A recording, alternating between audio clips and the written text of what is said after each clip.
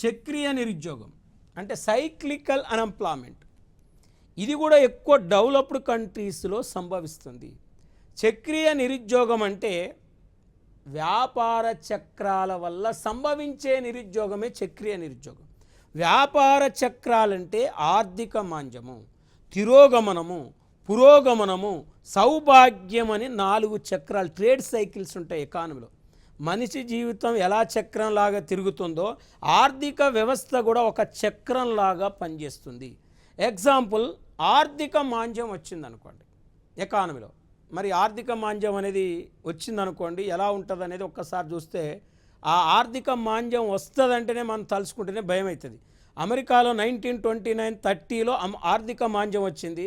మళ్ళీ ఇప్పటివరకు అమెరికాలో ఆర్థిక మాంద్యం అటాక్ కాలేదు. ఒక్కసారి ఆర్థిక మాంద్యం వస్తే అన్ని ఆర్థిక వ్యవస్థలన్నీ కుప్పగూలిపోతాయి. అన్ని రంగాల్లో పనిచేసే వాళ్ళంతా నిరుద్యోగులు అయిపోతారు. అంటే ఆర్థిక మాంద్యం ఎట్లా వస్తుందంటే, ఎకానమీలో వాస్తవానికి పోటీ ఎక్కువైనప్పుడు, సంస్థల మధ్య కానీ వ్యాపార సంస్థల మధ్య కానీ పోటీ ఎక్కువైనప్పుడు ఈ పోటీని తట్టుకోవడం కోసం ఏం చేస్తారంటే ధరలు తగ్గిస్తారు. ధరలు తగ్గించినప్పుడు ఏమైందంటే ఎకానమీలో వ్యాపార సంస్థలకు నష్టం వస్తుంది. వ్యాపార సంస్థల నష్టం వచ్చినప్పుడు వ్యాపార సంస్థలు ఏమైతే అంటే ఇక్కడ క్లోజ్ అవుతాయి, మూతపడతాయి. క్లోజ్ అయినప్పుడు, మూతపడ్డప్పుడు అందులో పనిచేసేవారు నిరుద్యోగులు అవుతారు. నిరుద్యోగులకు ఏముండదు అంటే నిరుద్యోగులకు ఆదాయం ఉండదు. నిరుద్యోగులకు ఆదాయం లేనప్పుడు వీళ్ళకి కొనుగోలు శక్తి, పర్చేసింగ్ పవర్ ఉండదు. కొనుగోలు శక్తి లేనప్పుడు ఏమైందంటే వస్తువులకు డిమాండ్ ఉండదు. వస్తువులకు డిమాండ్ లేనప్పుడు ఎకానమీలో ఉత్పత్తి జరగదు. ఇలా ఈ విధంగా సైకిల్ అనేది జరుగుతుంది ఎకానమీలో. అంటే ఎకానమీలో సైకిల్ ఎట్లా తిరుగుతుందో చూడండి. ఎప్పుడైనా వస్తువులకు డిమాండ్ పెరిగినప్పుడు, ఉత్పత్తి పెరిగినప్పుడు నిరుద్యోగులకు కూడా ఉపాధి అవకాశాలు దొరుకుతాయండి.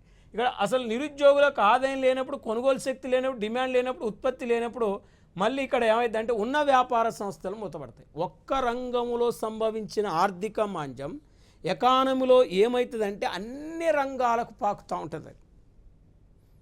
చాలా డేంజరస్ ఆర్థిక మాంద్యం అనేది. అంటే వ్యాపార చక్రాల వల్ల సంభవించే నిరుద్యోగాన్ని మనం చక్రీయ నిరుద్యోగం అంటాం. ముఖ్యంగా ఆర్థిక మాంద్యకాలంలో ఏర్పడే నిరుద్యోగాన్నే చక్రీయ నిరుద్యోగము అంటారు.